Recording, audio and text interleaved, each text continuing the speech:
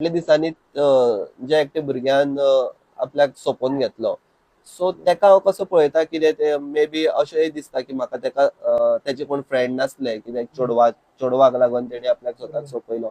May be तेजे friend नासले, तो एक मोठो इश्यू न्हू कितें कितें जे जाल्ले तेच्या वांगडा एक मोठे बरोबर. कांय न्हू, ते टॅकल करपाक जाताले. बरोबर. बट अशें म्हाका दिसता की तेजे कोण फ्रेंड सर्कल तितले नासले किंवा तो बरोबर. फ्रेंड सर्कलाक फ्रेंडाक सांगपाक पावलो ना. बरोबर.